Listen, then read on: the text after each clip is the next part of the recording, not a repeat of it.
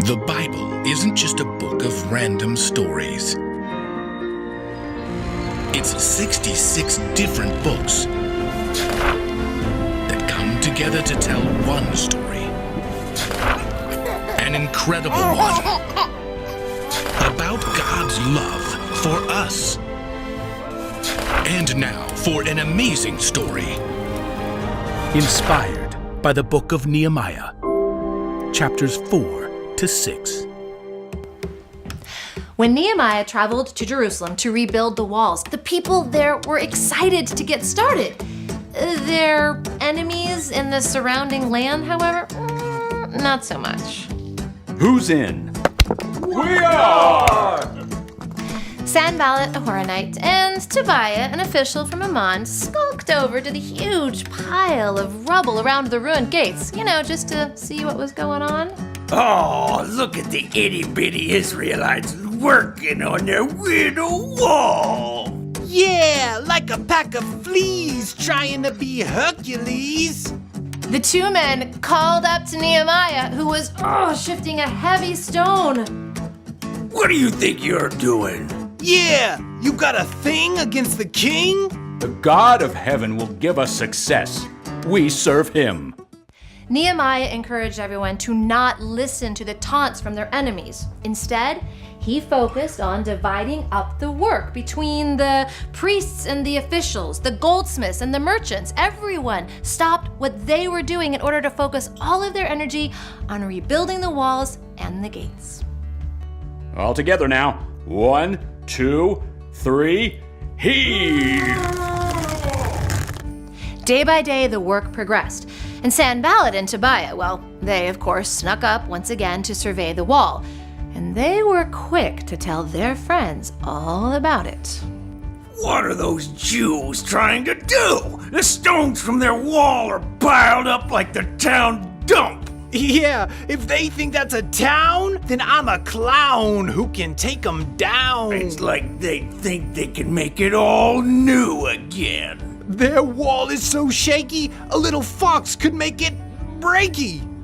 The words of Sanballat and Tobiah spread quickly among the Israelites. Nehemiah heard what they were saying, and he cried out to God. Please listen to our prayer. Some people hate us. They're saying bad things about us.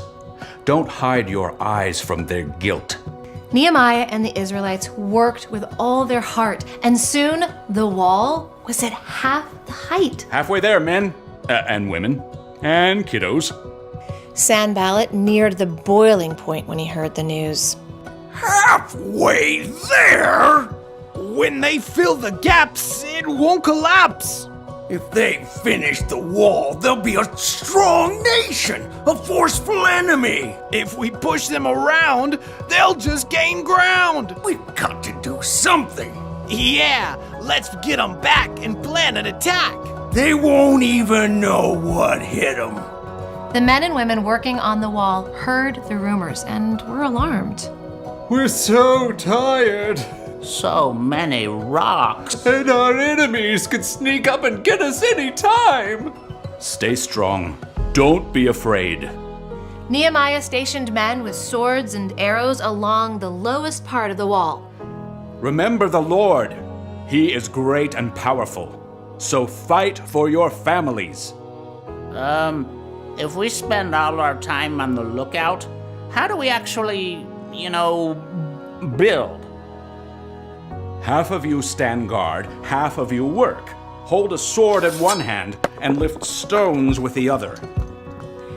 Nehemiah and the Israelites continued working on the wall, beginning every day at the first sign of sunrise and working the entire day through until the last stars appeared.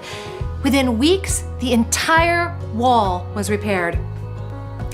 When Sanballat and Tobiah prowled around the city under the cover of darkness, they saw that only the damaged gates still gaped wide open. That blasted Nehemiah. Nothing stops him. Yeah, let's get him down and out of town. Now you're talking. We'll say we want to chat, but then we'll knock him flat. Sanballat and Tobiah sent a messenger to Nehemiah.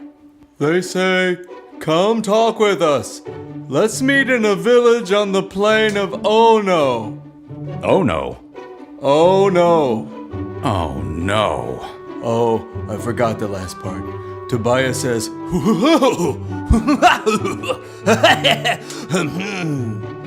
Noted. Well, you can give them this message from me.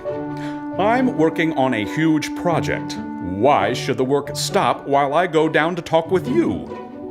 5 times Sanballat sent messages to Nehemiah, filled with threats and lies. They just want to scare us. Don't stop now. God, make my hands stronger. Sanballat and Tobiah were growing desperate. All the people trust Nehemiah. Our last hope is to take him down some other way. Let's make him lose his cool so he'll look just like a fool. We'll give him a real scare. The 2 men hired a trickster to frighten Nehemiah into running away and looking weak. Ooh, Nehemiah! Men are coming at night to kill you! Run! Hide! Get out of here! Should a man like me run away? No, I won't go. Nehemiah stayed put, and so did the other Israelites. They continued to work day and night until the entire wall and all its gates were repaired in just 52 days. Sanballat and Tobiah, well, they stood staring up at an imposing, solid wall in disbelief. They've won! Nehemiah just won't quit! You'd think he'd crack, or get off track, or maybe step on a tack, or get out of whack. I need some cheese and mac. Must be that God of theirs.